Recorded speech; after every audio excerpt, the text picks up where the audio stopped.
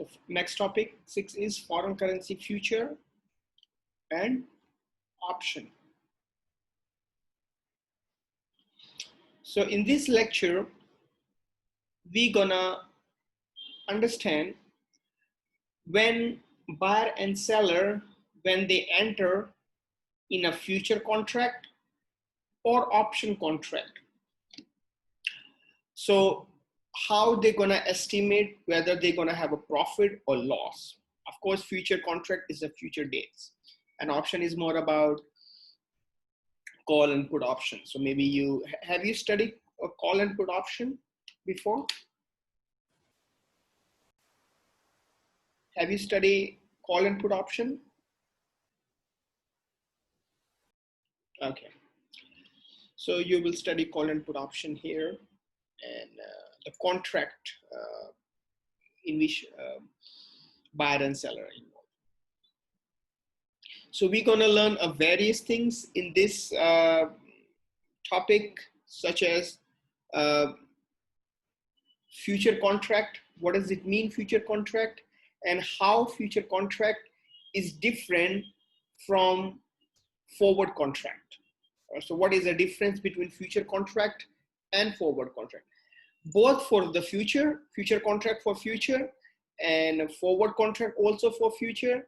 But under forward contract, we have a specific maturity dates in a future, maybe after 30 days, after 60 days, or after 365 days. Whatever is priced after 30 days, after 60 days, or after 365 days, we use that price to estimate whether we have profit or loss by comparing with the spot price.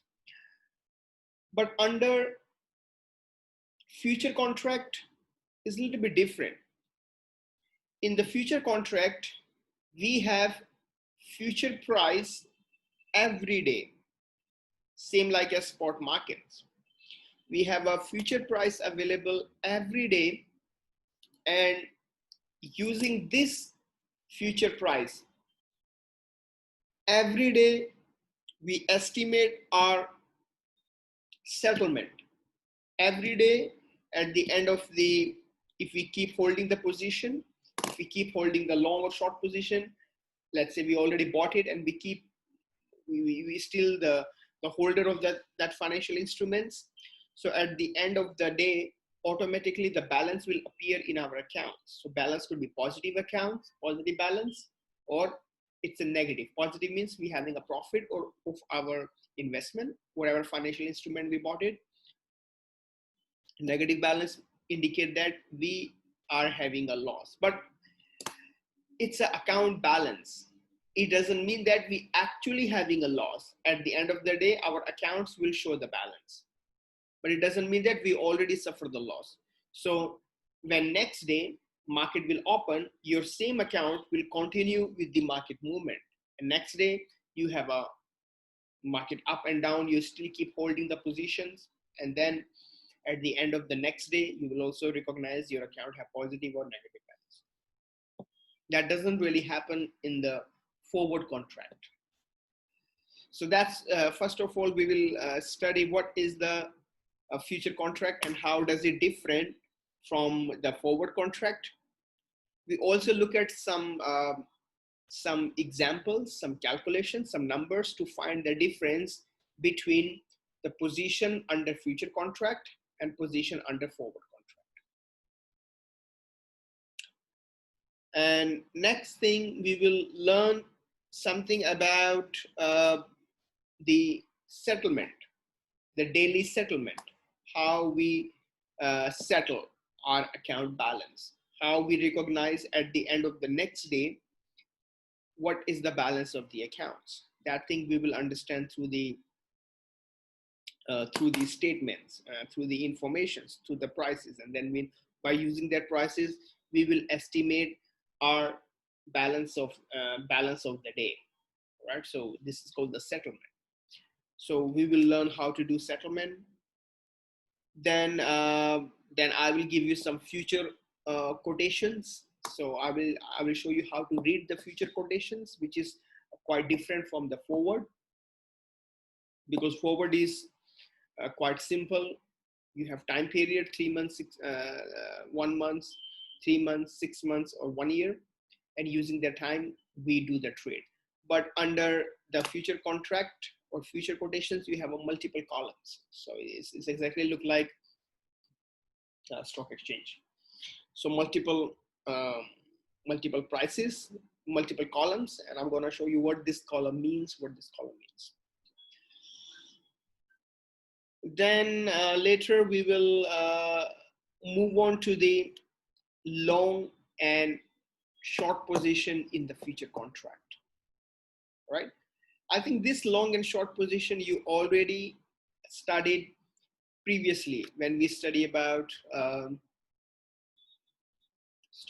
topic 4, I guess. Right? In topic 4, yes, in topic 4 we already cover how to estimate profit and loss using a long or short position, right? And I will show you same thing, but today I'm gonna show you something small different in that graph that we use it for long position, short position, profit or loss, spot price increase, spot price decrease. So nothing. All right.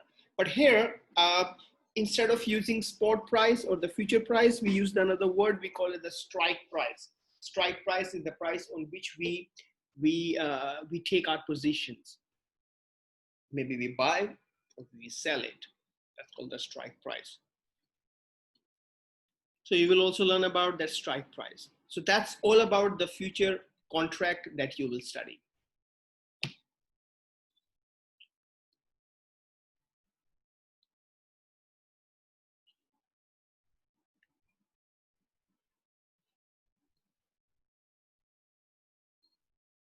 Okay.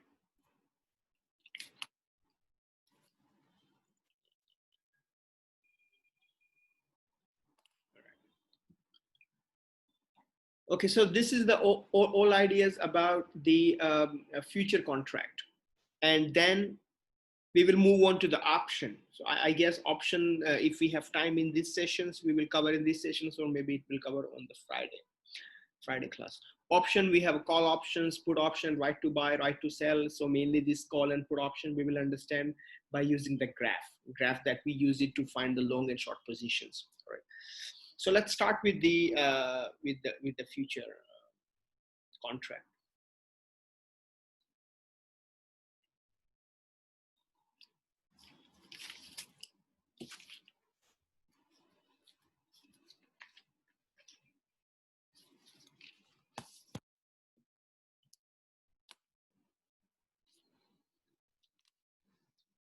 Student, one thing I want to ask you that that this Friday we have a class, right? So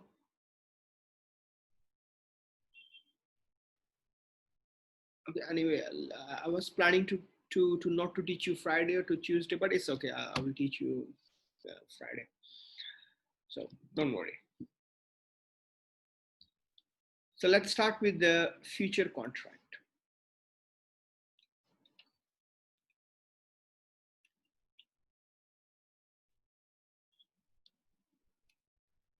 So future contract.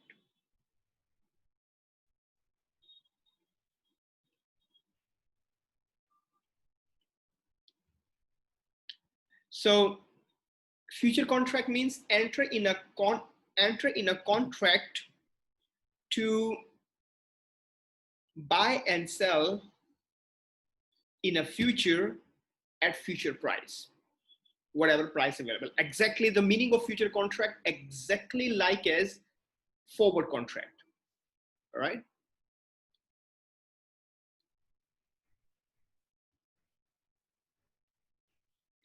Definition.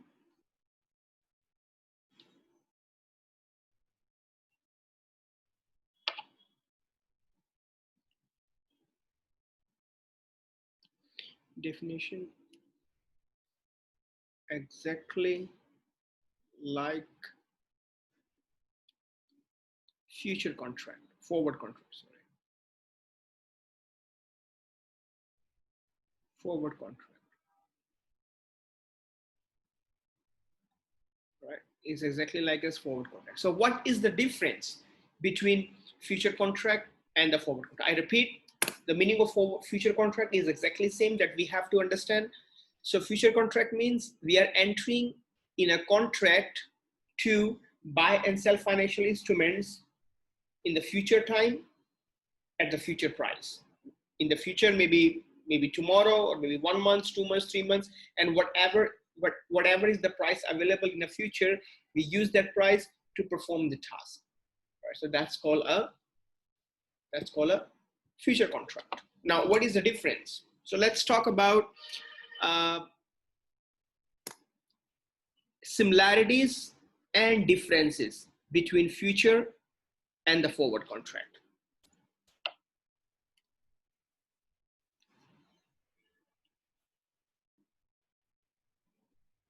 Similarities and differences.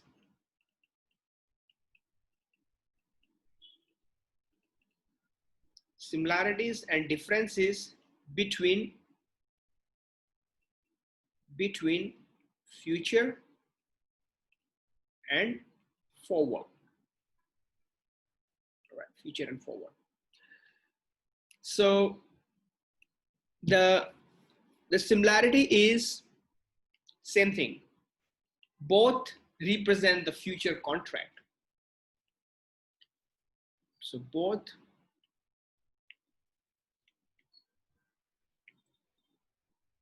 represent the future trading. Future trading. Future trading means whatever price is available in future. Trading means buying and selling in a future, whatever price is available. That's the similarities between future and the forward contract. Now, what is the difference? Difference is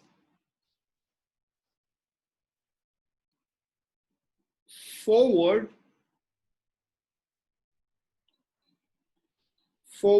contract, or yes, forward contract, or the forward price under the contract. So let's say forward contract. Forward contract is a tailor-made, right?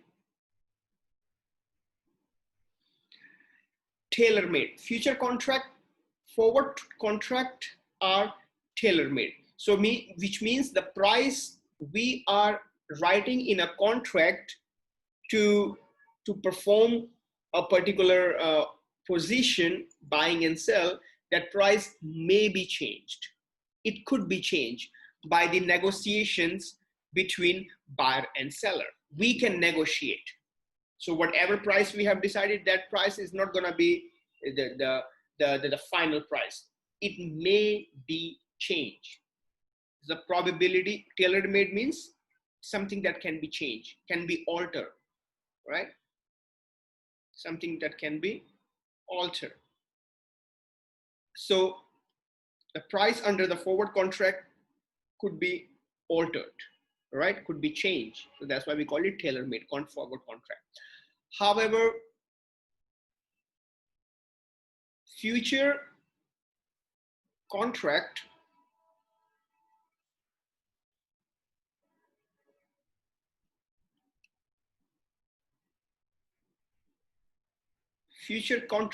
is not a tailor-made. So what does it mean? The prices in the future contract appear on the stock exchange, right? Future contract prices are available on trading floor or stock exchange. Available on trading floor. Another name of trading floor is stock exchange.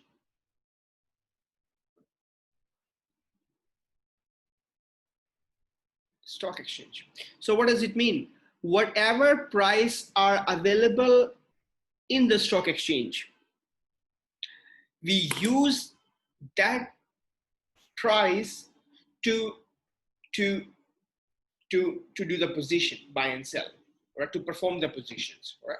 So remember, forward price exactly like as spot market. The prices are available under the the future, we call it future price. Future price exactly like as spot price, like as in the spot market, prices change every day.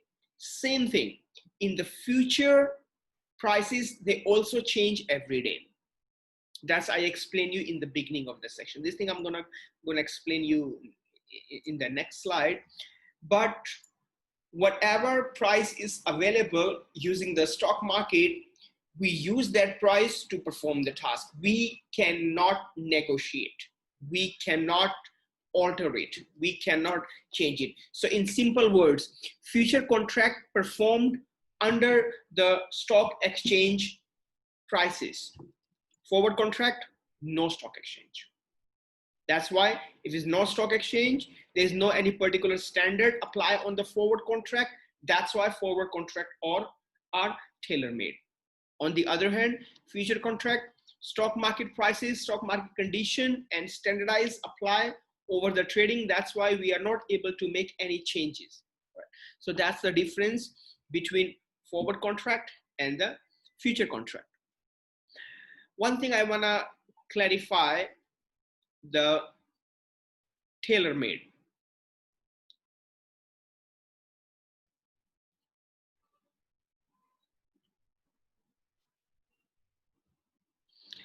Tailor-made means the prices change, or in other words, we can say that prices trade in OTC market. Have you ever heard OTC market? Do you know OTC market? Okay, what exactly happened under OTC market? Can you give me an idea? What is OTC market? Yes, what happened? What's the difference between OTC market and stock exchange?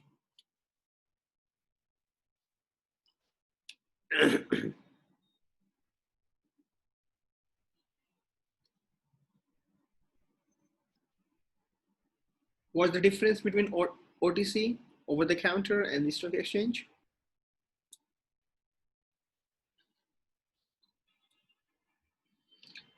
The major difference in the OTC market and stock exchange is that listed. The prices are available in the OTC market, they are not listed.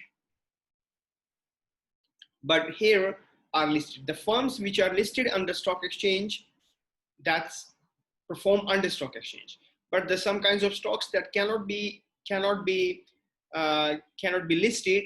That kind of stocks available in the OTC market, so over the counter, so over the phone. By giving them phone to this kind of OTC market, we can get the price of the stocks. So that sounds same like as unlisted things, same like as negotiated based prices. So there is a possibilities of negotiation.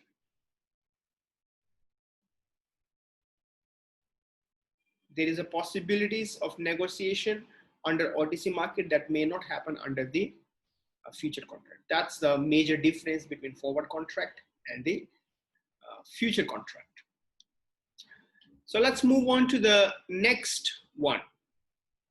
So now let's talk about the future contract.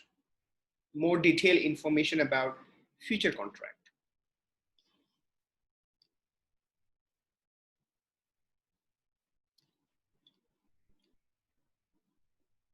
Future contract.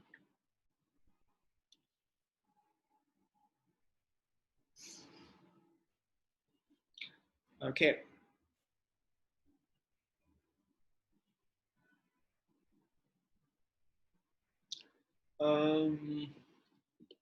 We have few conditions apply over the, so this is the first conditions to perform the future contract, that you must, your accounts must have a minimum balance. So that minimum balance called the margin money. If your margin money is running out of the contract, running out of your bank accounts, so stock exchange or the stock brokerage firms will contact you to refill your balance with the money, or with money sufficient to perform the task.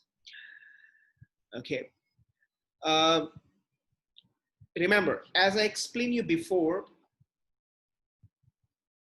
under future contract,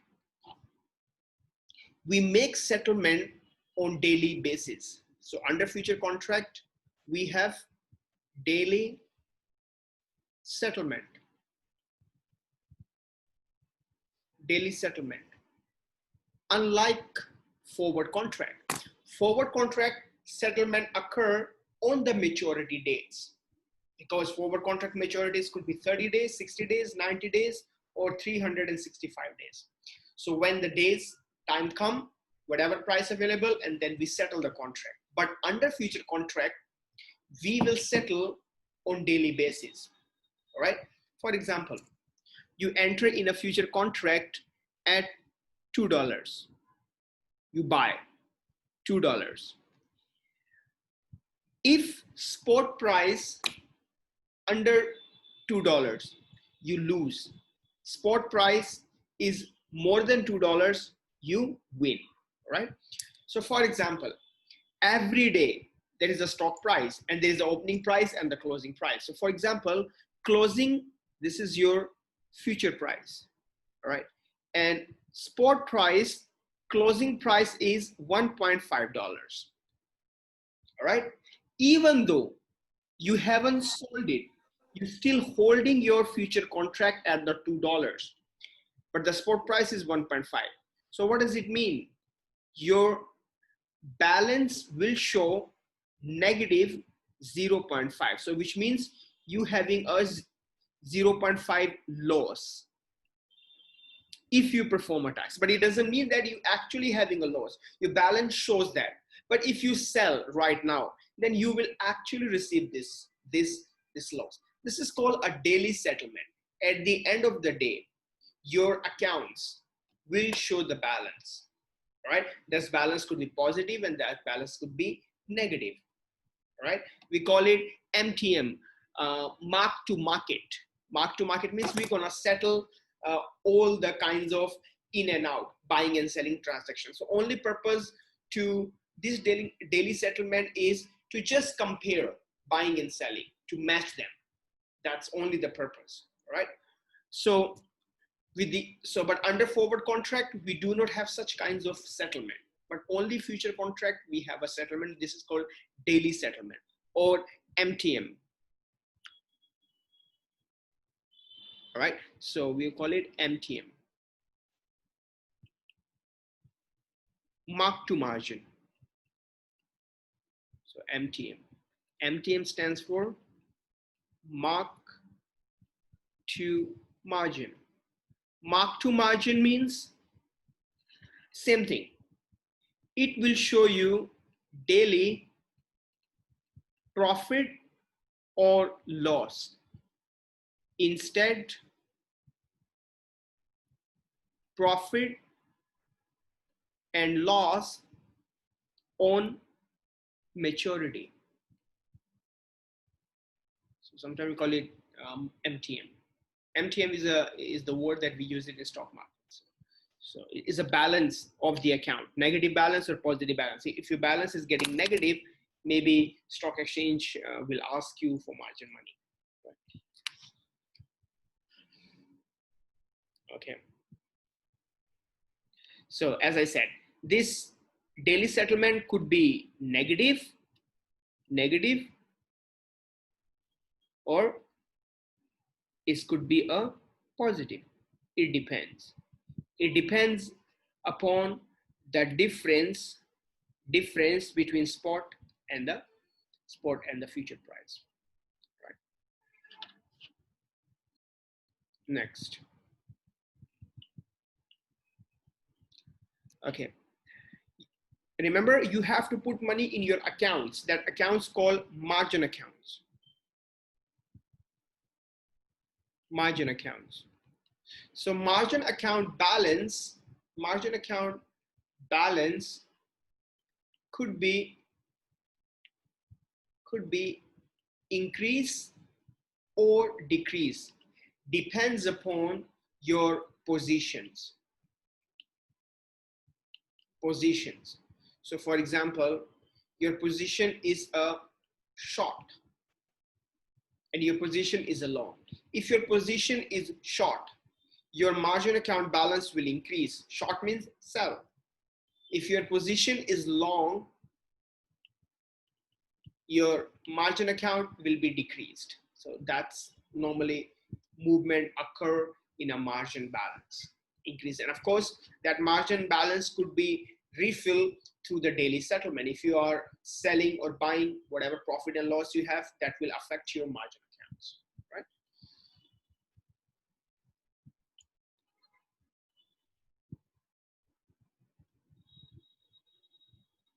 Okay.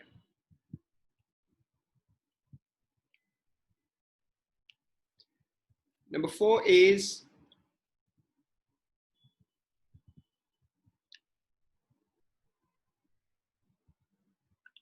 we also call it derivatives.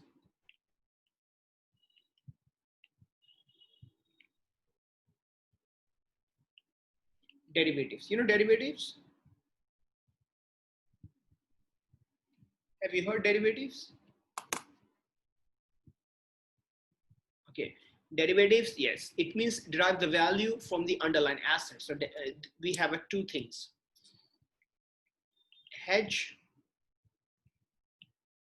Hedging that we studied before, and then we will study once again. And second one is a speculation. Speculations. These hedgings and speculations are part of the derivative, which means derive the value from the current assets. Drives value from current assets. That's what we're doing in a forward contract or future contract. We are driving the current value. Instead of using the current value, we will enter in a future contract. So we take the future value, we take the present value. So present value may not affect our buying and selling. Our buying and selling depends upon the future contract. That's the meaning of the derivatives. So this is the few things, basic things about the future contract. If we are willing to enter in a future contract to perform any kinds of task, that's called the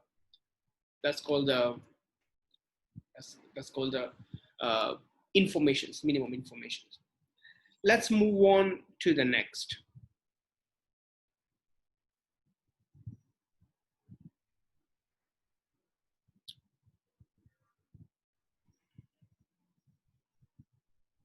I think we need a lecture slides for it.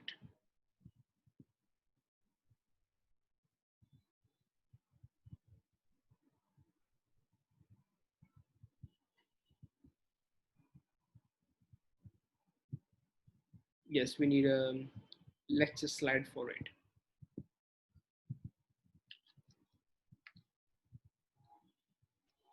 To understand the settlement. So we're gonna see how that daily settlement occur through the calculations.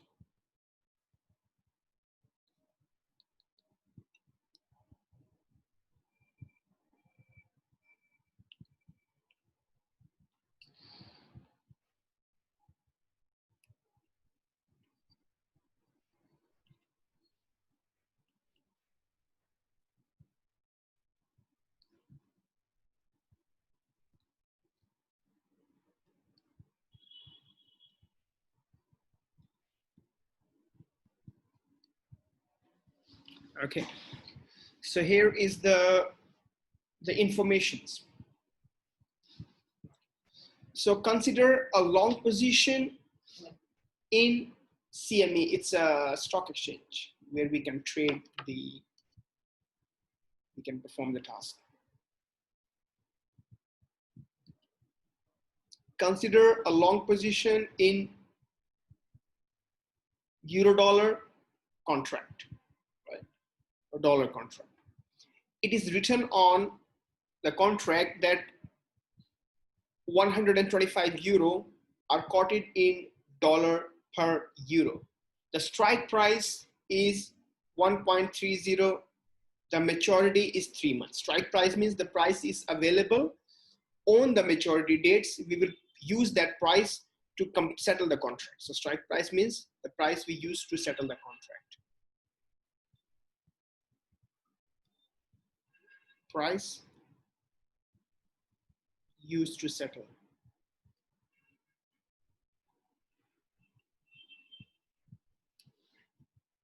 Price used to settle the contract.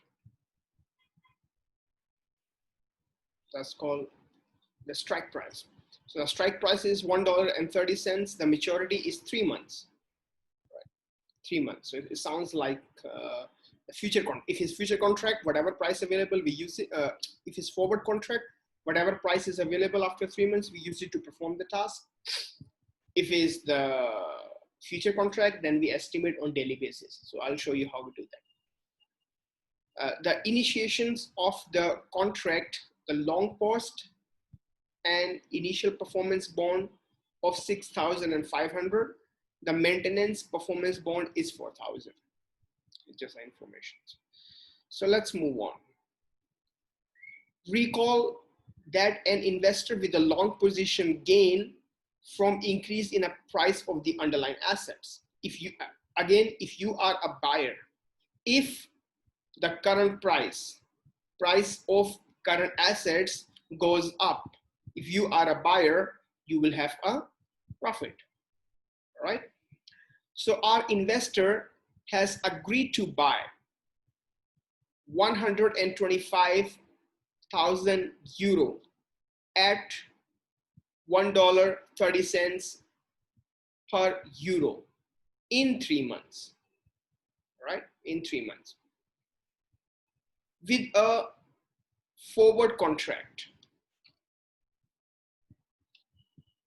With a forward contract at the end of 3 months, if euro worth of 1.24, so at the end of 3 months, if the price of euro goes down, if price goes down, we are buyer, we will lose. How we lose? 1.24 minus 1.30 multiplied by 125. So we have a loss 7,500 under forward contract, right? If instead at maturity the euro was worth $1.35, so which means higher than $1.30 per euro, means underlying price of underlying assets goes up, we are gainer. So $1.35, so 1.35 minus 1.30 multiplied by position which is in euro 125, so we're gonna have a profit, right? So this is the information for the forward contract. With future, so we have future here. With future, we have daily settlement of gain and loss rather than one big settlement at maturities. Under the forward contract, by using this information, we have a one daily settlement of the contract. At the end of 3 months, maybe profit, which is 6,250, or maybe loss 7,500. But future, we have a daily.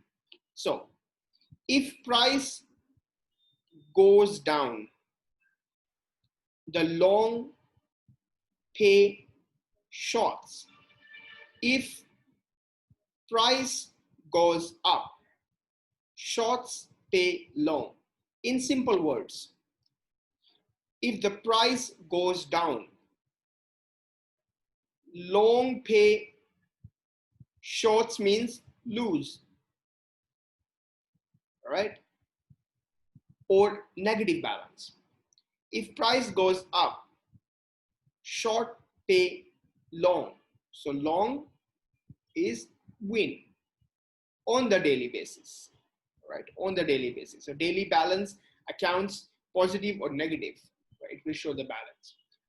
After the daily settlement, each party has a new contract at new price with a 1 day shorter maturity, right? So after day, each party has a new contract, new price. So it's changed daily basis. That's what I explained you before when I was talking about forward contract, future contract, the difference, future and forward, that under future contract, price change on the daily basis. So we call it daily settlement.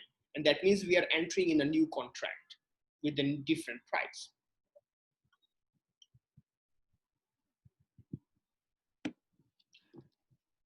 Now, each day loss are subtracted from investor account. If is negative daily settlement, like as I explained you before, if it's negative settlement, minus from the trader accounts. If it's gain, add to trader account. Trader account is margin accounts. So your margin accounts may be increase or decrease. So in this example, at initiation, the long post and initial performance bond 6,500. This is margin money, 6,500. This is also called initial bonds. Right? Margin money is 6,500.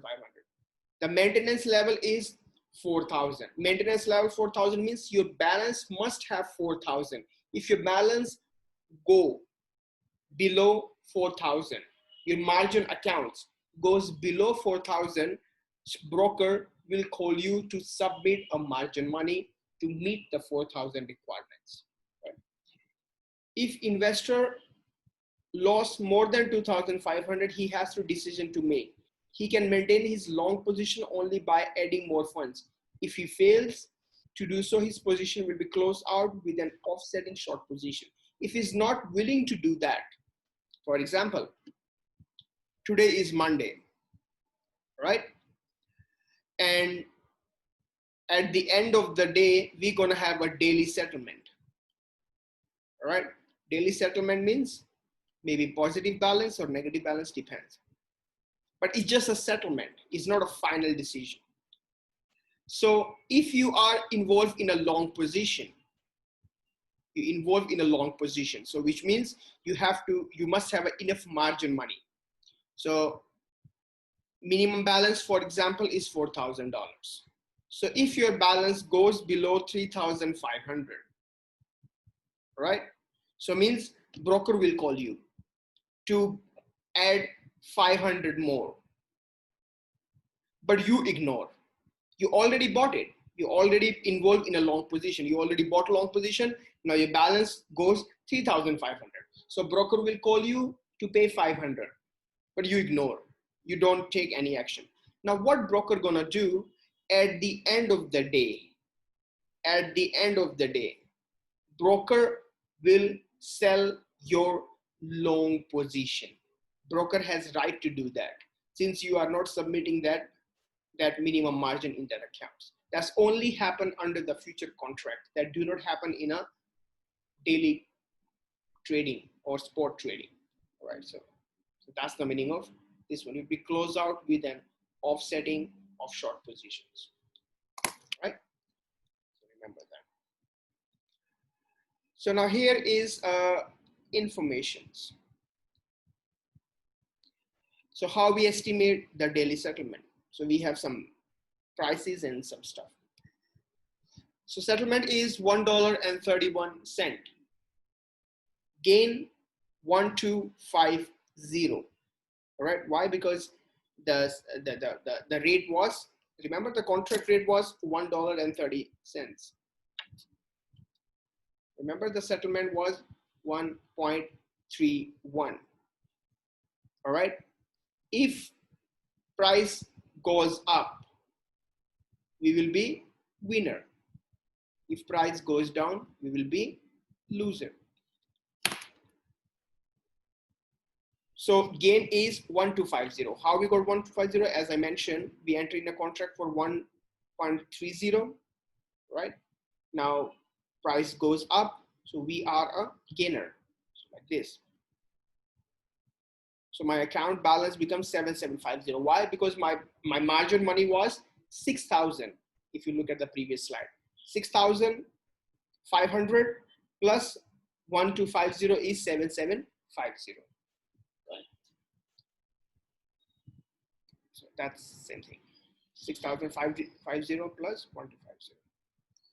Now, for example, if settlement is 1.30, which means lose 1,250. So now balance back to 6,500. It's a daily settlement. Remember, it's a daily settlement balance. If price more go down, which is 3,750, so 1.30 minus 1.27 multiplied by 125,000 euro. So we got that loss. So now I balance this minus this. All right, so now my balance become 2750. Right? So on third day, suppose our investor keep his long position open by posting additional 3750. So what does it mean? It means you don't want to sell. You don't want to sell your position. You want to hold it. Remember, if you want to hold position, you have to submit more money in your balance. If you don't want to hold position and you don't submit, you do not inform, automatically system will sell your positions, sell your long position. So whatever is balance you have, profit and loss, you will receive it after minus the broker commissions. All right. So this is the ideas, right? So it's completely depends upon you. You want to continue with long position or long position or not. If you want to continue with long position, you have to add margin money in your accounts so you can continue. Right? So like by adding this number. So that's the basic informations for your contract, future contract. So now we have a break, and after break we will look at some other information, how to read the different markets, different prices of the different column. What does it mean?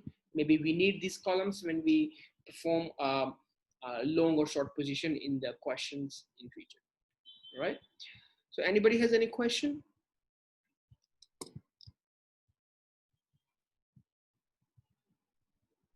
Any question? Yes or no? Okay. If no questions, then we go for a break. So I'll see you soon.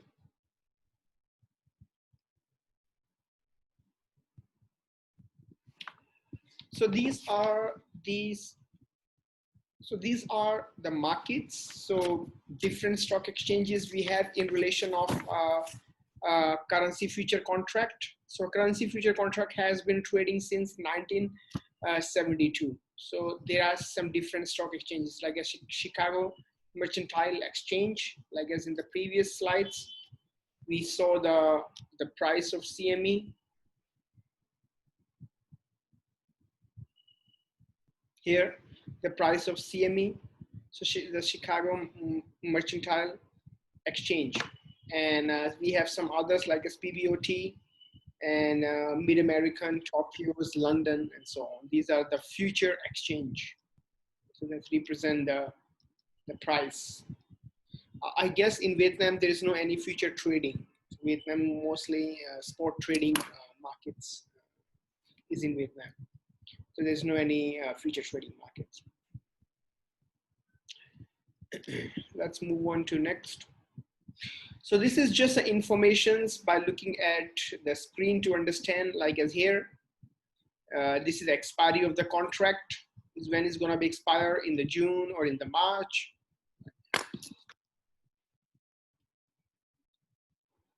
And here is the open price, at what price the market's open, and it's a high of the day, low of the day, settle, the price we're gonna use for the closing settle, right? Settlement price. So that by using this price, we understand the positive or negative settlement. So it's just a settlement price, but this is not the actual price. We use it to estimate the real profit and loss. So with the help of this price, we estimate the settlement of the of the accounts. And this is a change in the day, change in the exchange. And this is the contract open interest. So it's basically known as the number of contracts right now trading in a market. So this open interest, best way to understand the demand of that particular contract, right? By looking at these numbers, we can make a decisions to buy or sell, right? If the buyer high, be able to buy, price gonna increase. If seller, then we're gonna sell it, right? Next, this is the same thing, open interest that I mentioned here, open interest.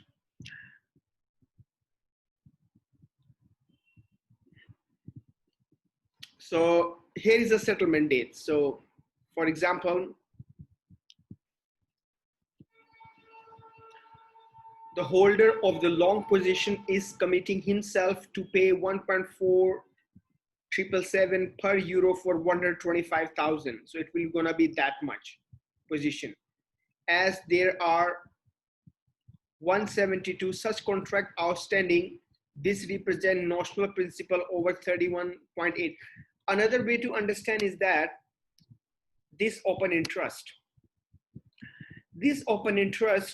help us to understand how much currently money is circulating in circulation system, how much trading is going on in a market. So that's also represent the movement of the markets. That's also give ideas for the market, efficient market. So in other words, we can say that market is active. That's representing the good economic conditions. Right? So by looking at this open contract, we also understand the movement of the country's economy. So that's another way to understand it.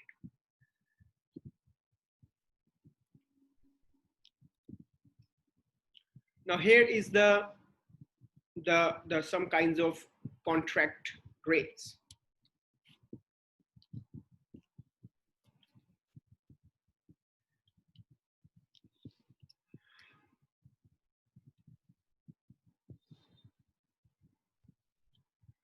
So it's the same exchange rates.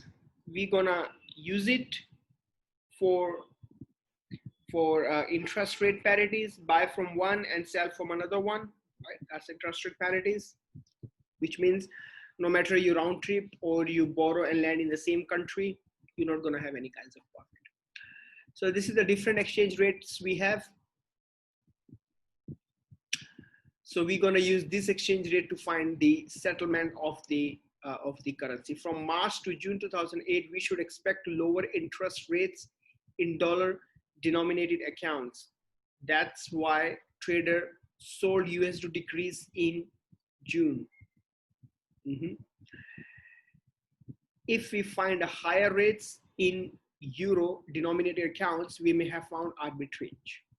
Now you can see one thing, you can see the movement between these two prices, the last digits, the small digits. 7763. What does it mean? It means the exchange rates has been decreased. All right. What does it mean? It means the trader sold USD, so decrease in June. By that reason, it has been decreased.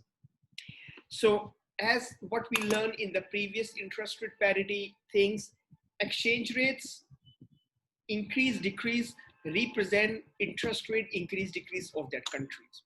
All right. So that's why interest rate increase, decrease. So one of the minimum requirements for covered interest arbitrage is that make sure two different country interest rate are not same. It should be different. So that's why buyer and seller, they can make a profit opportunity. They're saying the same thing here. If we find a higher rate in euro denominated accounts, we may found an arbitrage. So we may found a profitable opportunities, not parity conditions. not just simply parity condition, but this is the formula to estimate the parity conditions. But anyway, the main ideas to understand here is that it seems like a future contract, a forward contract. Buying and selling in foreign currencies, this could be possible under the future contract, but only the difference is that daily settlement. And in the future contract, we normally look at this price for the trading, all right? Then this is the maturity dates. So under forward contract, we look at the maturity dates price. But under future contract, we look at the daily settlement price to estimate positive or negative settlement. That's it. All right. So just you have to remember, if there is a forward contract, you use the maturity price. If you have a future contract, you will use a settlement price. All right. That's the thing that we need to know about. So here is the same thing that we also covered previously. So this is spot rate, all right? This is spot rate, which is increasing. And this one is a future rate or forward or whatever you want to call it, all right? This is future margin, positive, negative. If take position when amounts profit will be added to his margin accounts as a result of MTM. So which means whatever profit we are generating, which is here through the trading, that will increase the margin accounts. That's what I explained you before. All right. Now, what does it mean? This is a short position and a long position. All right. Long position. So for example, here, if spot price is lower than the forward price, then you're gonna have a profit, right? If spot price goes down and you are a seller, then you have a profit. Why? Because other people are paying are selling at low price, but you're selling at 1.4763, but other people are selling at this price, all right, which is lower than this. So that's why if you are a seller, you're gonna have profit, which is 1.4763 minus 1.4517. This is the profit you wanna make it. So you can see that here. You're gonna make this profit. This is the price, right? This is the case when you are a seller, short position. But if you are a buyer, other people are paying 1.4715, but you are paying 14763. So you are paying higher. So this minus this is a difference. Right? So that's why this is your loss. If you are in a long position and spot price goes down, you are making a loss. If you are in a short position, spot price going down, you will make a profit. That's exactly ideas that what we also covered in the topic 4, right? And this profit and loss will transfer to your MTM, mark to margin, daily settlement. This profit, all right, will affect your MTM accounts, right? So MTM accounts could be negative effective if you have loss, and your MTM or margin accounts could be positively affected if you have a profit, all right? So that's the ideas for your future contract. I guess future contract is finished. Yes, future contract is finished. So that's all for this lecture, because next class we will cover the option. I may not cover all the options. I will teach you until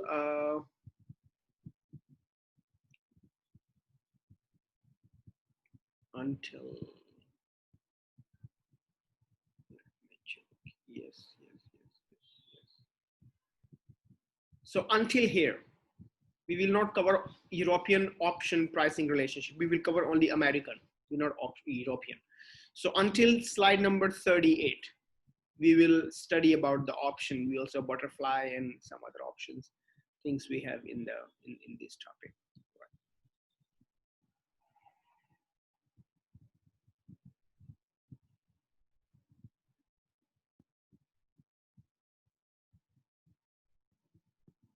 So 19 to 38, 36, 37, 38.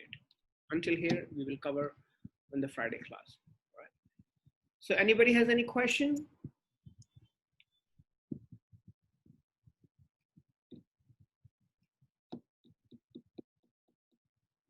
Any question, yes or no?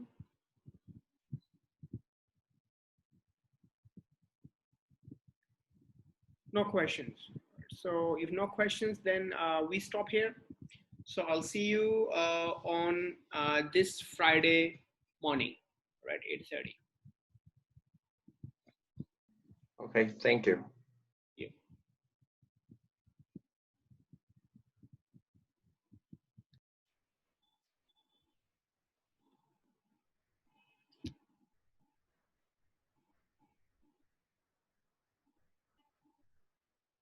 Okay.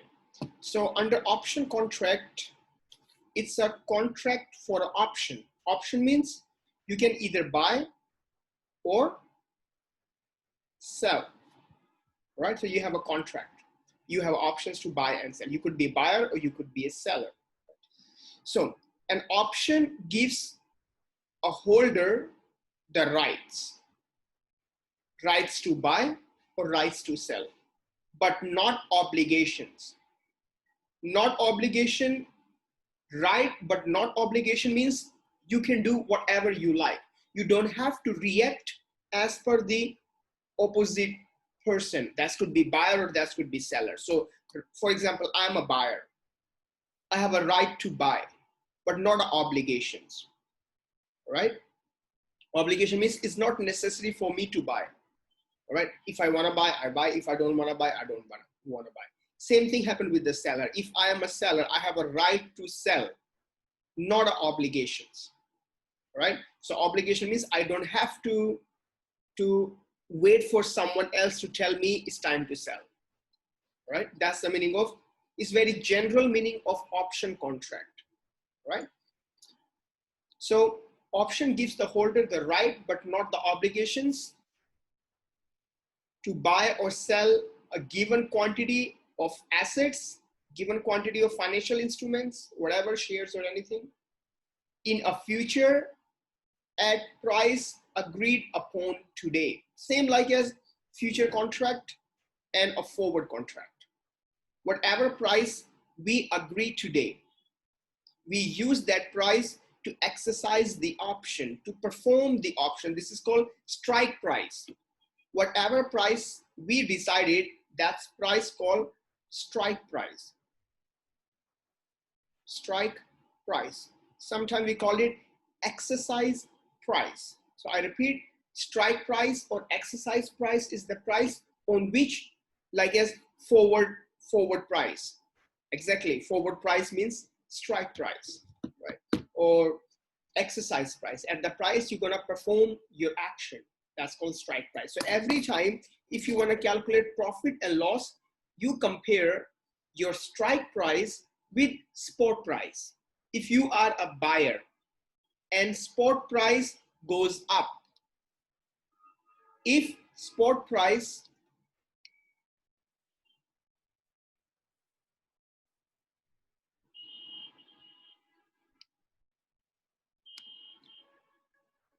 in the so let me repeat again, if you are a buyer, spot price is higher than strike price, you have profit or loss?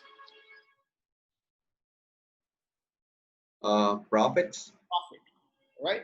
And if you are a seller, if spot price is higher then you're gonna have a loss. You know that profit and loss is exactly same like as we used to do it before. So move on. So the buyer of an option will exercise the option only if it is in his or her best interest. Buyer of the option, right? Call option, put option. Buyer of the option will exercise if it's in the best interest, right? Let's say you are you want to buy. You buy at the time when the spot price is higher than the exercise price, then you exercise the option. Otherwise, you wait until it's expired at the maturity date. So remember, this is the exercise dates. We perform the contract today, and then time goes, right? So remember, if maturity period or maturity dates is getting closer, the value of contract is going down. All right. Why? Because if you exercise the option very close to maturity dates, so the person who are buying your option, because you are selling, for example, you are selling, someone is buying your option close to maturity dates, so that person doesn't have enough time to buy and sell and make money. All right. So remember, I will come to this point again later, that if maturity date is getting closer, the value of contract is going down. So remember that. So buyer and seller will perform the option in his or her best interest. So if assess price exceed the strike price in call option and in put option. So remember, if in call option, spot price, asset price means spot price. Okay. So remember, if spot price is higher than striking price in one option, then another option gonna be exactly opposite for another person. So which means for this person, so which means if in this situation, if one person is making profit, another person is making a loss. That's the meaning of this one. That's the meaning of this one. All right, call option and we perform the option. So exactly same like it's a sum of game that I explained you before. Like if you are a buyer and spot price, so spot price is greater than strike price, then you are making a profit. And same thing, seller, obviously seller gonna perform opposite, opposite direction. So which means seller gonna have a loss. If buyer is making profit, and if buyer is making profit, seller is losing, having a loss, right? But this is same like as future contract. It's same like as future contract, future or forward contract. But one thing that under option contract, we can, like if this person seller having a loss, if buyer having a profit, but seller can reduce its loss. In fact, seller can convert its loss into profit by paying a premium. Now, what is a premium? I will come to this point later. That's premium never happen under future contract. That's premium option is available under option contract. It's not part of future and forward contract. I will come to this point later. So let's go back to the previous slides. So you already understand option. You have a right to buy if you are a buyer, and right to sell if you are a seller, but not obligations, right? Why you have right? Because you are paying a premium. I will come to this point later. Now, call and put option, right? So option have a two types of options to perform the contract. One is a call option. Another one is a put option. Call option means right to buy. Call option means right to buy. Put option means right to sell. Right to sell. That's very, very basic ideas. Call option means give holder the right but not obligations to buy a given quantity of these some assets at the some time in the future at pre-agreed price. All right. So I'm signing a contract with someone to buy. I'm signing a contract with you that I will buy this financial instrument on this future date, which is exercise dates or maturity dates, at this price called strike price. All right. So I have a right. So I can buy any time. So remember. So here, this is today, 0, right? And this is maturity dates, 5 year. So I sign contract with you that I can buy any time. I can buy any time from you, and you have to sell it. All right, I can buy any time because I have a right to buy, not an obligation. So I can buy here, here, here, here, here, whenever my spot price is higher than strike price, and I feel it's time to buy because spot price is higher, so I should buy it. Then I will perform the option, which is I perform my action. All right. If throughout the period, if spot price less than strike price throughout the option, then I will let it expire. Let it expire means on 5th, whatever is the rate, we use that rate to estimate profit or loss. That's generally happen, because if I perform here, anywhere, I'm having a loss. So better let it expire. All right. Maybe on this date, maybe spot price is higher. All right. So that's normally happen. People, when they are having a loss, they do not perform the contract and they let it expire. So means seller has to wait here to get the money or to complete the contract. That's called the call option. Same thing happened with the put options. All right. I can perform whenever I like. If I want to sell it, right, I can sell anytime. That's very general ideas, very basic ideas to understand call option and put option. And one more thing, remember, if maturity dates, this is a maturity date.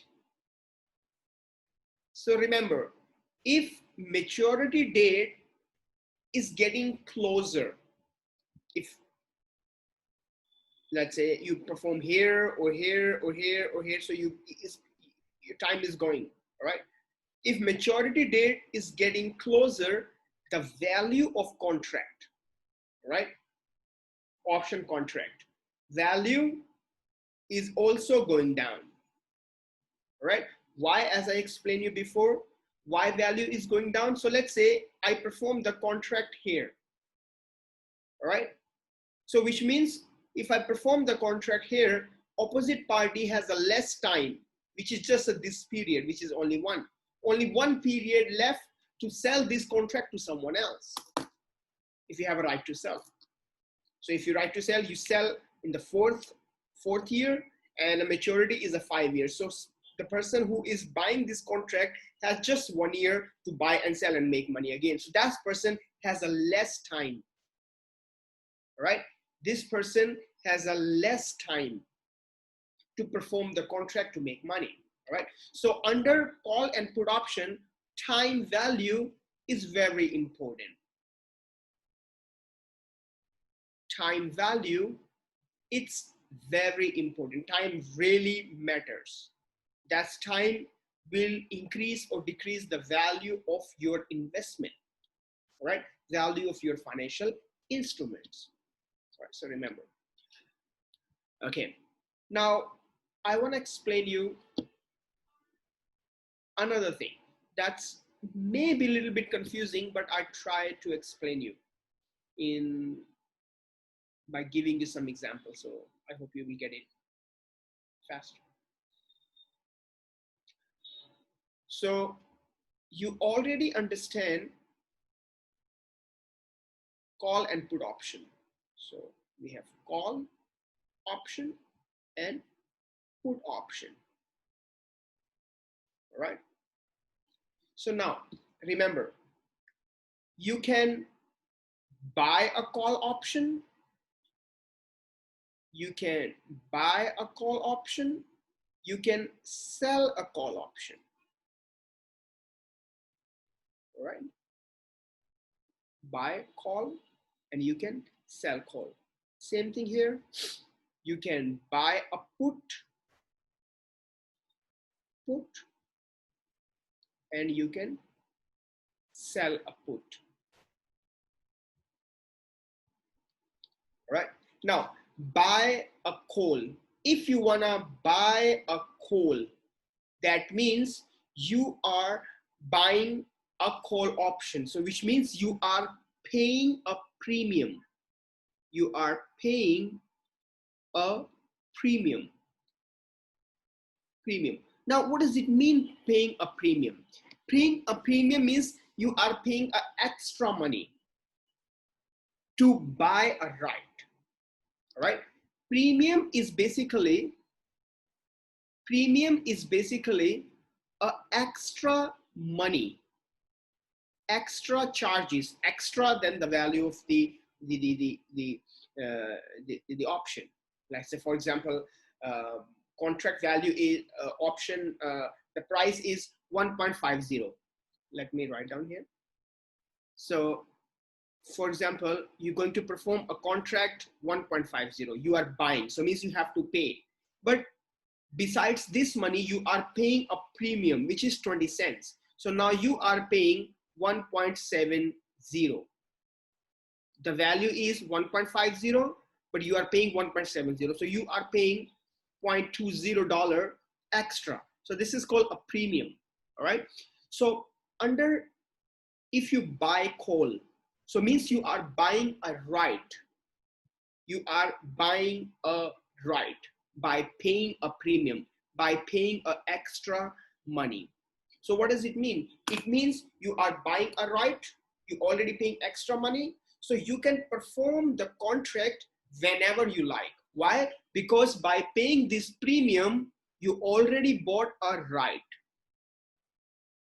You already bought a right. And this one, if you are buying a right, so you have a right, and this person has a obligation. This person has a obligation. So if you wanna buy now, so this person need to sell now. Why? Because I am paying extra money to this person to listen to me. Whenever I want to buy, so you have to listen because I pay you extra money. So this paying extra money called a premium. Same thing happened here. You are buying a put. Buying a put means you are buying a right. You are buying a right by paying a premium to sell whenever you want. All right. So if you are, so you are buying, right means you pay. Obligation means you receive the premium. Right? So under buying put, seller buying a right to sell whenever seller like. All right? So it means another person has to listen. All right? All right? You are buying a right to sell whenever you want. All right? So that's the ideas for the premium, right? So under call, buy call, sell call, put option, buy put, sell put, right? Sell put. So let me write down under both. So premium. Premium is the money that we pay to buy the right, right? So premium is the amount we pay to earn a right. Earn a right means you can exercise the option, you can exercise the option whenever you like. Whenever you like. Why? Because you pay extra. Premium is a extra pay. Writing extra pay besides the value of the contract. So for example, if you are a buyer, so price is 1.50 and you have to pay premium. So let's say premium is 0.25. For you, the cost of for you, exercise price will be 1.75. For you, exercise price is 1.75, not 1.50. So you can perform whenever you like. If you are a seller, 1.50 minus 0.25, because you earn less, because you are a seller, you earn less that money, because this money you already paid as a premium. So for you, exercise price will be 1.25. All right, so that's the main ideas, that's the meaning of a premium for buyer and seller. This kind of premium option never happen under future and forward contract. This premium things only happen under the call and put options, right? And remember, call option not always a buy. So it could be a buy call, right? Sell a call. Put, buy put, sell put. All right. So let's move on to next, and then you have some more questions, some examples, then you really understand what the premium purpose is, right? And how we estimate or how we use it premium when we draw a graph and everything. So did you get the ideas? What is premium? Any questions about premium? No. Okay. So let's move on if no question.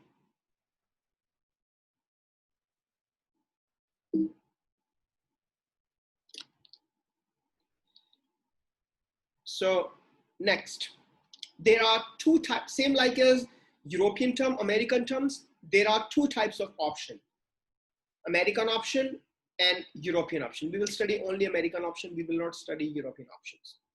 But what is the major difference between American option and European option? The major difference is that under European option, you have to wait for the maturity dates, right? Under European option, you can exercise only on maturity dates. You don't have any option to exercise your contract or exercise your contract before the expiration dates. No, you have to wait for the last, right? So you don't have any options to perform here. Just finally here, you buy here and you here, and whatever is the price, you will see that. So it's less likely to have a premium option, premium things under European contract. Why? Because you cannot perform before expiration dates. So there is no reason to pay premium under European option, right? But under American option, The example I gave you, that's American options. Under American option, you can perform at any time. All right, you can perform the contract at any time, including expiration dates. All right, no matter expiration date or before the expiration date. Once you already bought the contract, you can perform maybe next day. Why? Because you are paying a premium. You're buying a right to buy or right to sell. Now, since this option to exercise early generally has a value, American option has usually worth more than the European options, right? So American option has worth more than European option. Why? Because you can perform anytime. So it's giving you more flexibility. So that's why under American options, investors, they have more room for making investment, making profit compared to the European option. They have a less room for making a profit. Next, now, in the money call option, in the money means when exercise price is less than spot price. We call this ITM. In the money means this option is a profitable, money is getting in, you're making profit. Under call option, at the money means no profit, no loss, break even. All right, so which means your exercise price is equals to the spot price. So under call option, at the money. Out the money, under call option, your money is going out, you're losing money. So which means your spot price is less than the exercise price or strike price, right? Okay. So in the money, at the money, out the money. All right. ITM, ATM, and OTM. Right? Sometimes we use the short form ITM, ATM, and OTM. So I'm writing here short form and OTM. Now, so this paragraph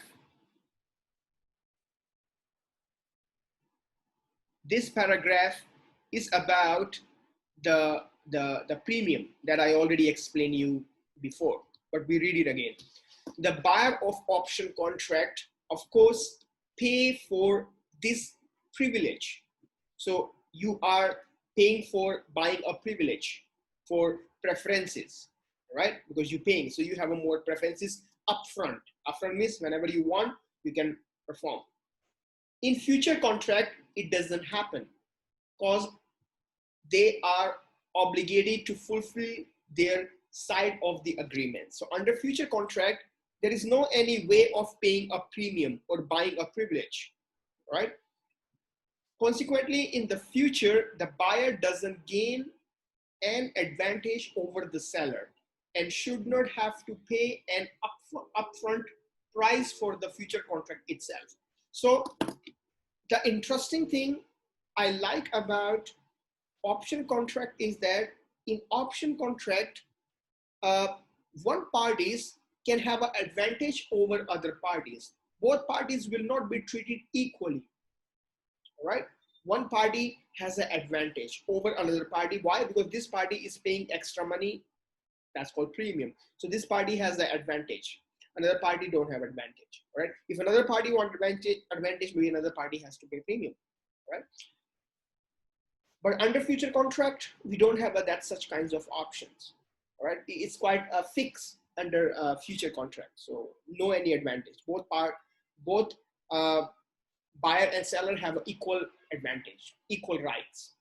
Right? So that's why option is a better platform for investment. If you can see what exactly going to happen in the near future, if you have really high expectation towards the price movement, then you should jump to the option contract, because you know the price you're paying by extra price, and you know that this day I will perform this option. But under future contract, if you are not really sure what gonna be the movement of the price in the near future, then you just stick to the future contract, and then on the basis of daily profit and loss, we enter in a contract. Or besides future, you have option of the European option, so where you have to wait. So now here is some example for option premium. What is the option premium? So intrinsic value.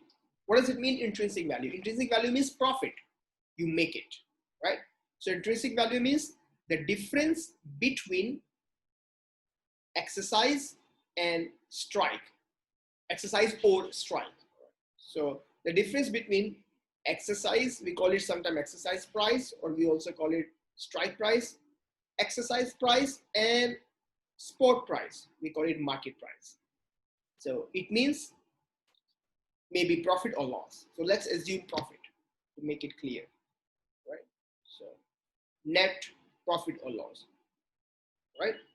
So that depends upon spot price and the strike price. Now, time value. Time value, I already told you what is the meaning of time value.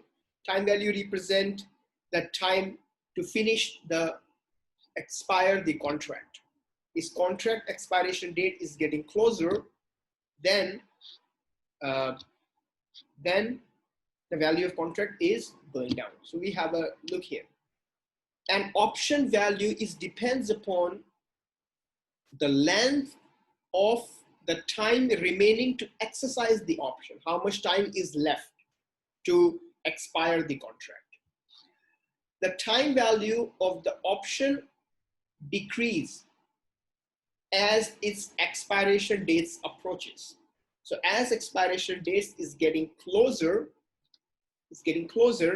the time value or the value of the contract is going down. All right. If it's more far, so the value of contract is high. The difference between, so what is the time value? Time value is the difference between option premium and intrinsic value. If there is any difference between premium that we pay and the profit we are making, so that's called the intrinsic value. So which means, for example,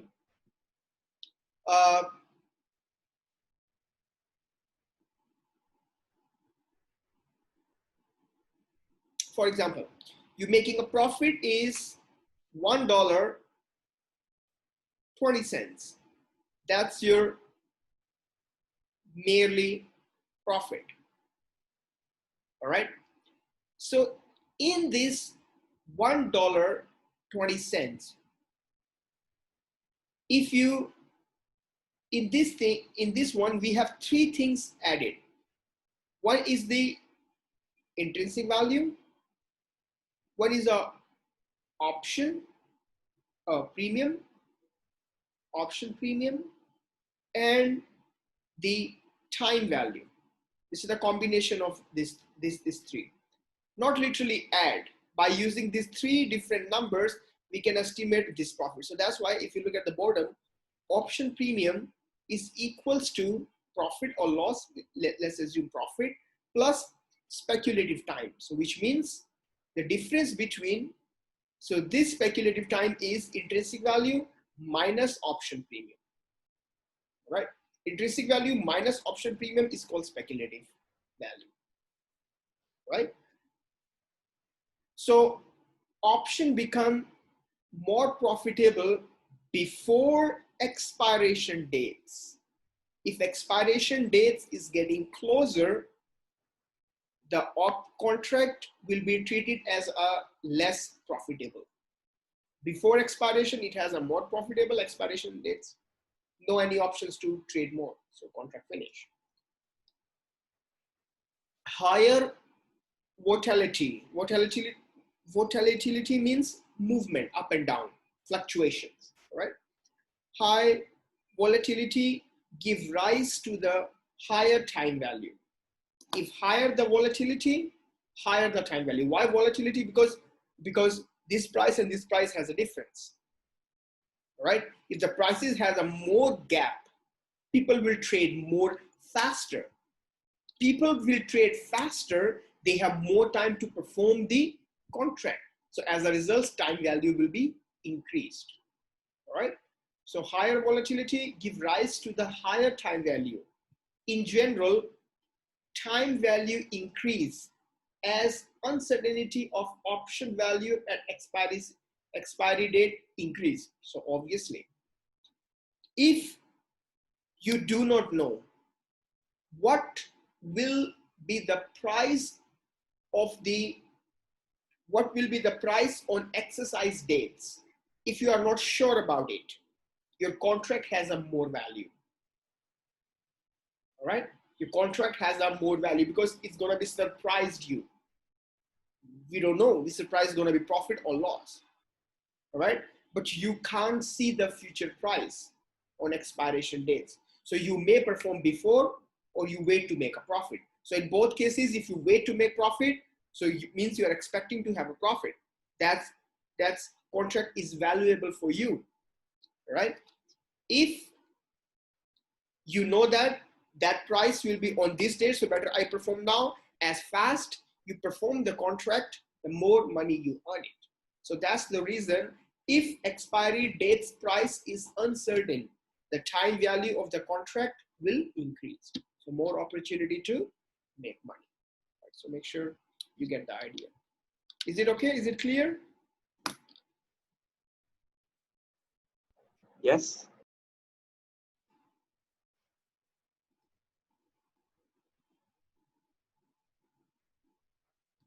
So let's move on. So this is just an example of some kinds of stock exchange, so don't worry, it's not that important. Now here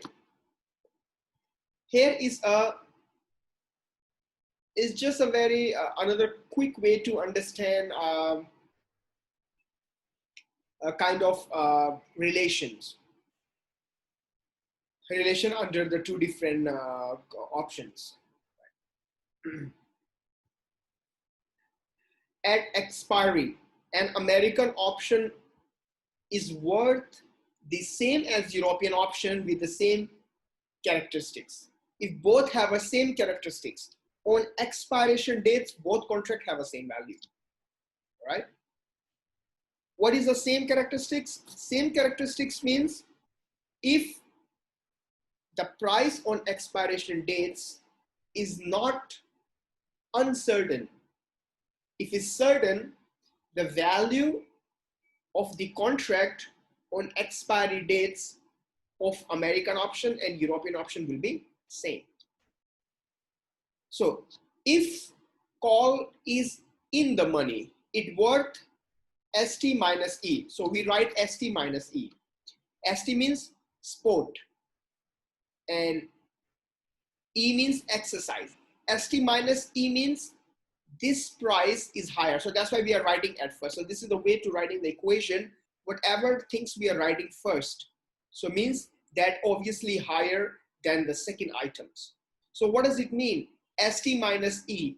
ST minus E means spot price is higher than exercise price. If I write E minus ST, which means exercise price is higher than ST. So that's why I'm writing it first.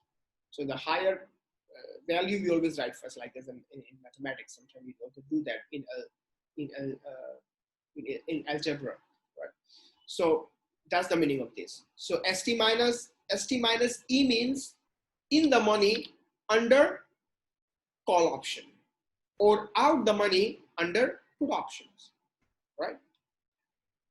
If call is out of money, it worth less, obviously. It's not making a profit. So we can write this out money like this.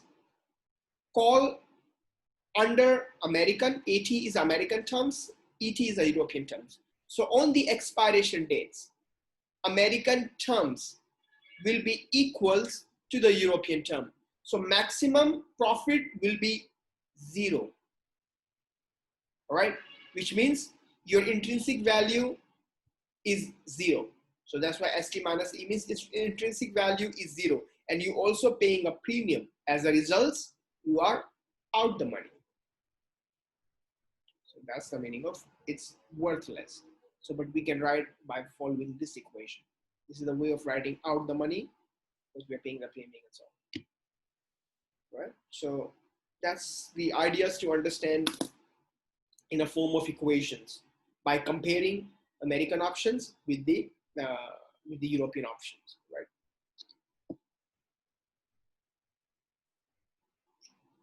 Let's move on to next.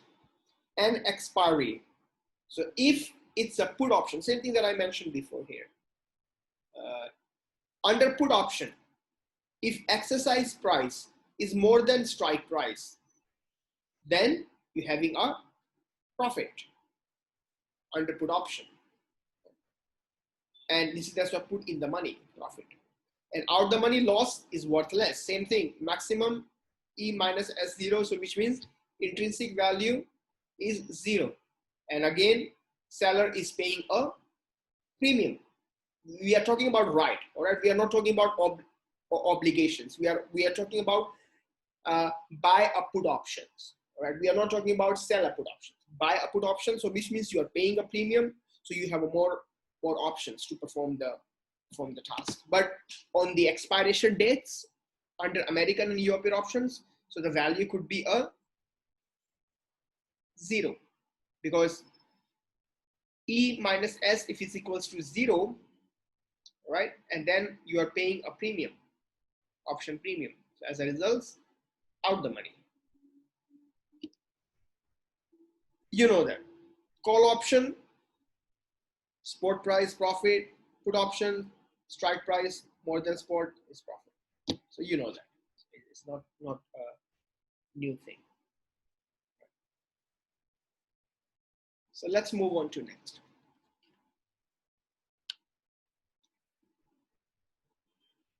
Now, what is premium? I already explained you premium, but I quickly read for you if anything you do not understand. So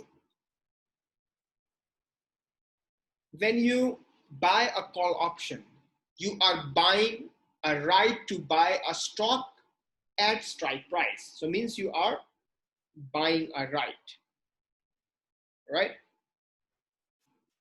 Regardless of the stock price in the future before expiration date. So means you can perform whenever you like it. Conversely, you can short or write a call option. So which means same thing, you buy call, right? And sorry, you buy a call option, you sell a call, buy call option, sell call option. Buy call option means you're buying a right to buy anytime. So means you're buying a right. If this person is buying a right, this person has an obligation because this person receives some money, right? So this person has an obligation. So this person can perform as per this person because this person already paid money, right? So exactly same thing they are saying here. They are saying conversely. Conversely means you write obligation. So obligation is a conversely. Conversely, you can short or write the call option. Write means sell the call option, right? Short means also sell, you know that. Short or write means sell if you don't know, right? So let me write. Short or write means sell a call option. Sell a call option. Sell a call option means you have an obligation. All right? You have an obligation. You are buying a right. So means you buy a call option. Buy a call option. So you have a right. You have a right. You're buying a right. So conversely, call option given the buyer right to buy the stock from you because you receive money anytime before the option expires, before or on the expiration date. To compensate you for that risk taken, buyer pays because this person pay money to this person. So now this person has to listen. Has to listen means maybe this person have a risk Because when this person said, okay, sell now because I want to buy. So this person have to listen. So that's why this person receives some money, right? So it's kind of fair game, right? It's not an unfair game. It's a fair game, right? Yeah, it's like as auction, not really. Anyway, so to compensate you for that risk taken, buyer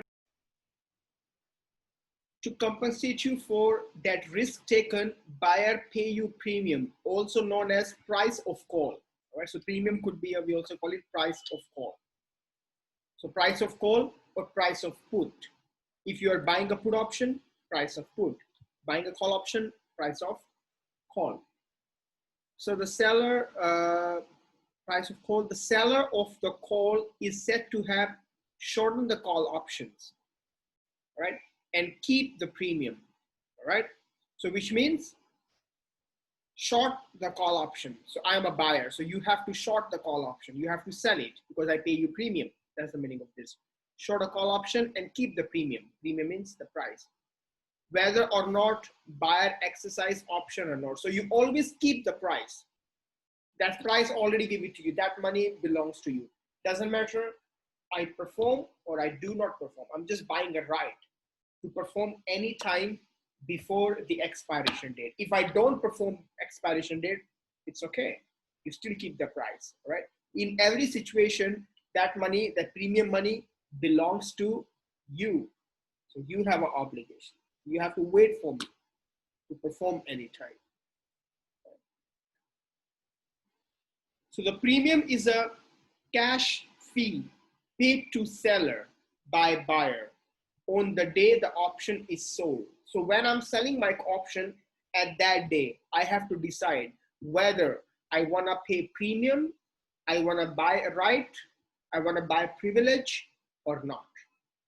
So it is seller's money. So again, the day I am selling my contract, I mean, I'm entering in a contract call option, I have to ask the seller that I want to pay you premium. Are you willing to get the premium or not? If the seller is a risk taker, so maybe that seller will take a premium.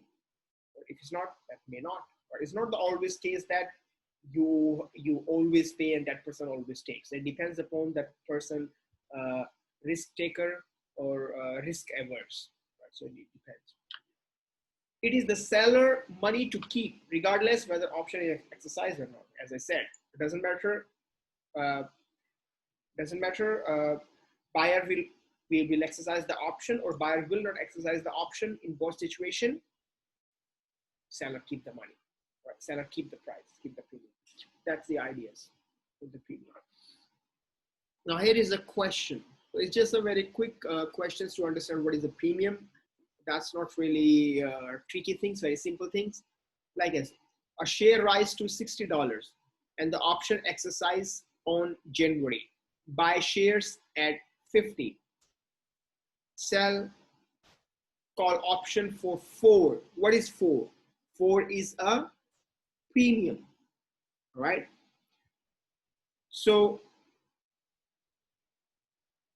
June 30th, the stock ends at 60. Option is exercised because it's above 55. So you receive 55 for your shares. All right. So which means the person is keeping a premium. 5 plus 9, 5 plus 4, 9 is the profit for the person who's keeping the premium. Right? Because stock ends at 60. So this is the ideas. Right.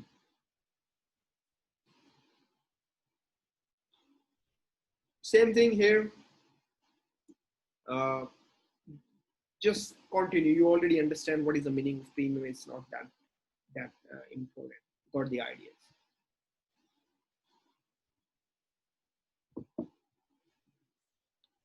So here is example for the question. It says that option has current premium. C0 stands for premium, the premium that we are paying at the time of entering the contract. Premium is 4.41. per euro. Okay. Exercise price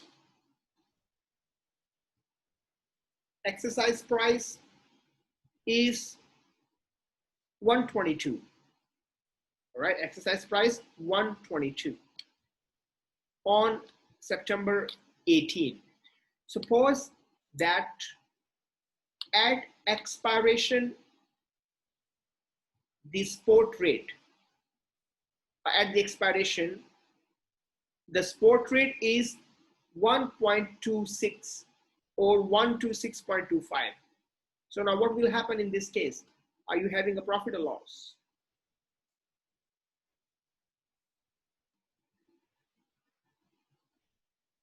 If yes, how much profit? Quickly, tell me. So remember, you are buying a call option. If you are a buyer of call option, are you having a profit? If yes, how much?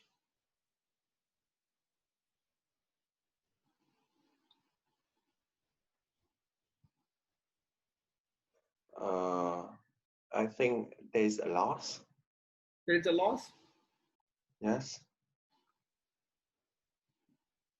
Why loss? We take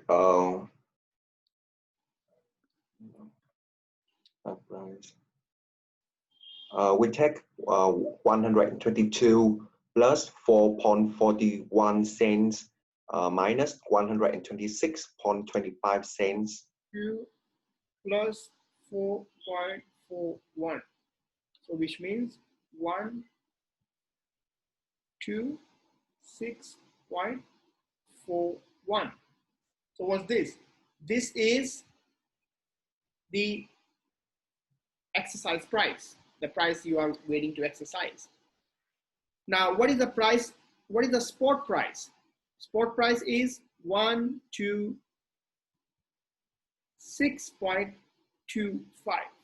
So what does it mean? Spot price is less than the exercise price. As a result, you are having a loss. All right, but this is example of the future contract. If we talk about future contract, remember, like this, right? Like this. It's like this. We're having a loss. All right. This is exercise price, and this is spot price. So we're having a loss and we're having a profit. All right. This is a long position. Long position. So under long position, if the spot price is less than exercise price, you're having a loss. That's the future contract. But under option contract, we do not draw the graph like this. Why? Because under option contract, I limit my loss by paying a premium, which is C0. So that's why graph looks like this. Now, this is exercise price 1.22, but I'm paying 4.41 premium, which is C0. So my rate become now 126.41. So my rate become now E. So E plus C0. So what is this? What is this? This is a premium. It's not gonna be like this. Under future contract, it goes straight. But under option contract, I limit my loss. I can control my loss, because if I see the prices is really going down, I'm gonna sell it.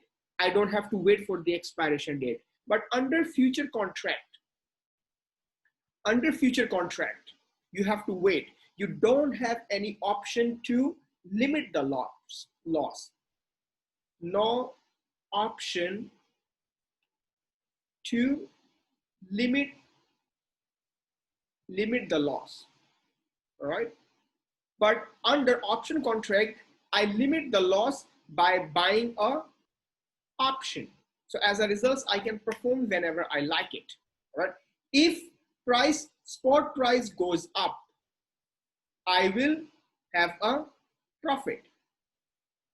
If spot price goes down, I don't have a loss. I will exercise the option at this price. I won't let it go down, because if the spot price is going down, I will say that, okay, sell it right now. You don't have to wait for the expiration dates. You don't have to wait for the expiration date. This is expiration dates, right? This is the time, right? You don't have to wait for the time, all right? So you can perform any time if you feel that you're having a loss. That's the reason under call option, when you're buying a call option, you graph like this. And under future, your graph like this. Right? So that's all the difference. So this is, I mean this is your C0, which is your premium. All right? Which is your premium. Understand? Yes or no? Did you understand this graph? Yes. Okay. So let's move on to next.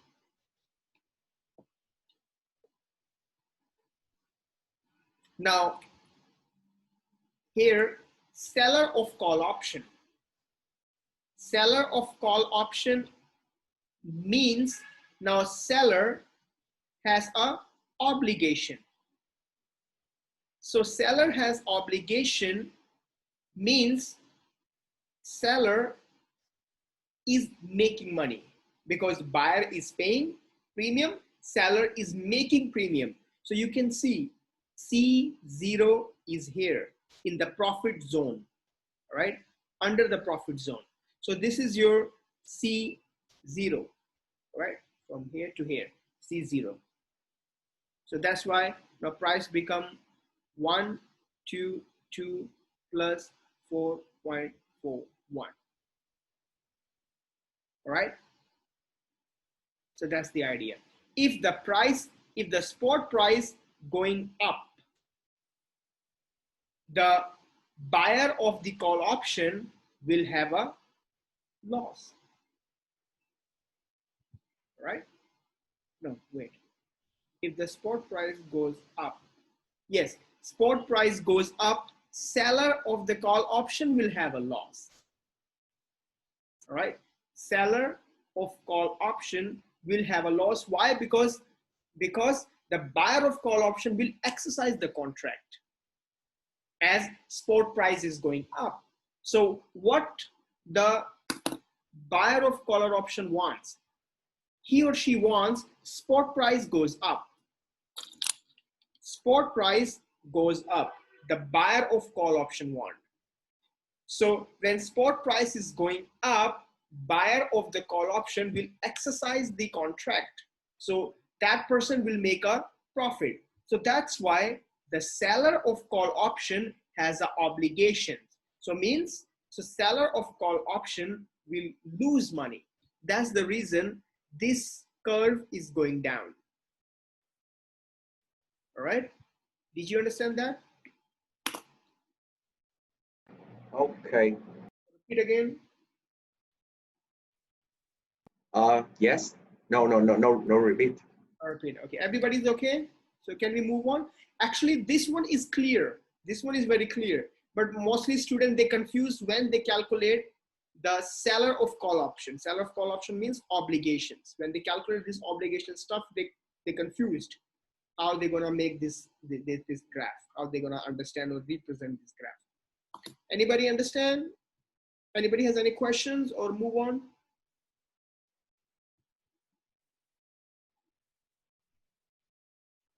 Move on. No question.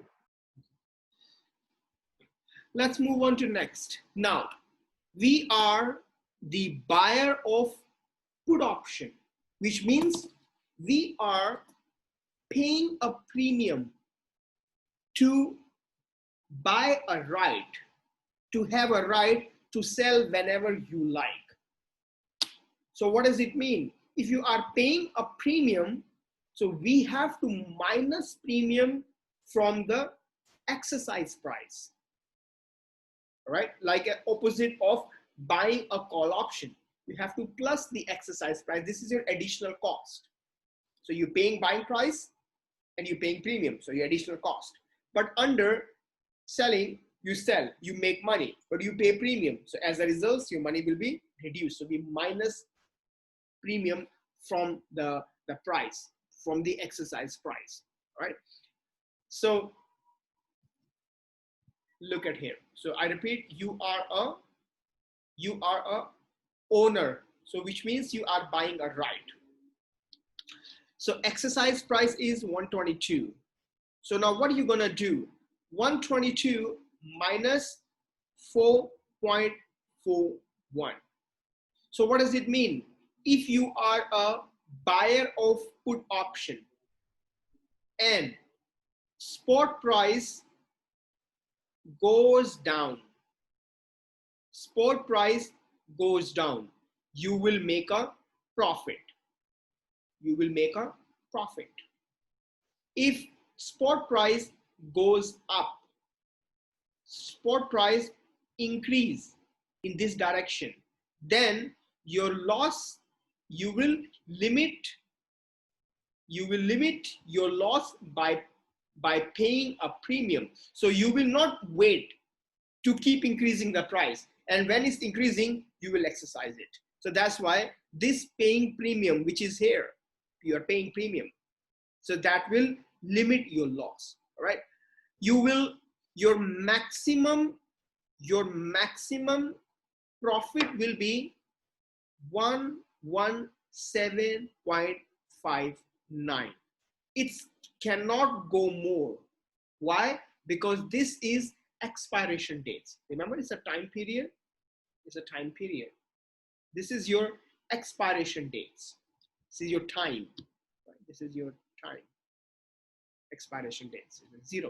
Right? So you can't go beyond this point. So that's why your maximum profit will be 117.59. So how we calculate? Exercise minus the premium we are paying. That's will be your maximum profit. You cannot make it more than that. So this is the ideas for your buyer of put option. Now seller of put option. So seller of put option means now you have a obligation. So obligation means the buyer of put option is paying money to the seller of put option. So that's why seller of put option has a money here, premium. All right, P0. P stand P for put, like a C0 for call. So here. Now, if spot price goes up, so spot price increase it, then the buyer of put option will perform the contract, because spot price going up, he worries, so he will fix his loss. That's why here is straight. All right, if spot price is going down, then the buyer of put option wait to let it down, more down. So that's why the seller of put option having a loss. But again, the loss is limited. Why? Because contract will exercise on this date. It can't go beyond. This is the date. It can't go beyond. So that's why that loss will be limited. Right? The loss will be limited. How much loss? Price minus exercise. So whatever is the price here. So let's say, I don't know, price is 1.20. You minus your premium 4.41. So this is your loss. This is your net loss. This is your loss. All right. Exercise price. But you already received this money. You already received this money. So you reduce your loss because you already received some premium. So your loss will be 120 minus 4.41. So it's going to be like 117 something. So this is the ideas for 116. This is the ideas for call option and put option, right? So this is some examples we have. We can have a look. Consider a call option. The option premium is this. So this is option premium. This is the call option. So by looking at this graph, we understand this is the buying a call option. This one again, buying a call option. This one is, what is this? Anybody? What this graph about? What option is it? Put option. Is it put option? Which put option? Buying put or selling put? Is buying put option. Buying put options because we are paying a premium here, right? So that's all. That's all for this one. These are some practice questions. If you wanna, you can have a look. This is very simple questions. So in these questions, I use the euro. So we exchange euro into dollar, and then we'll say that how much is the position, like as here. So here. So how we got this number? We are using premium to exchange dollar. So your is a premium in dollars, $7,812,000 premium that buyer is paying to the seller of the call option, right? And this one is the same thing. What is the maximum gain? You know that maximum gain. You just simply have to calculate 150 is the exercise price minus premium. So 135 multiplied by euro. So 42,000 is your maximum profit. Right? Can't go beyond, as I mentioned before. Right? And what is your premium is the same. Right? Premium is the same. This number multiplied by this, you got this number. Right? So that's it. So like here, this number,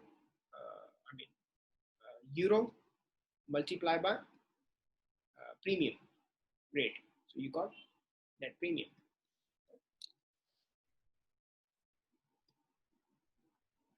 That's all, just 3 questions. So that's enough for this topic until slide number 37. So you just have to study until slide number 37. So topic 6 is finished. So anybody has any questions regarding topic 6?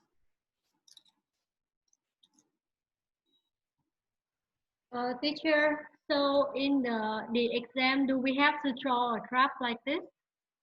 Do we have to draw a graph like this? Yes, maybe you have to. Oh, okay. No. I will talk about exams after the break. We will discuss about final exams. So what kind of questions and all these things. So anybody has any questions regarding this topic? Exams, we will discuss next after a short break. So any questions or we go for a break now? No question. No question. So we go for a quick break and then I will back soon around 10:30, right? 20 minutes. Right, so we will start 10:30. So I'll see you.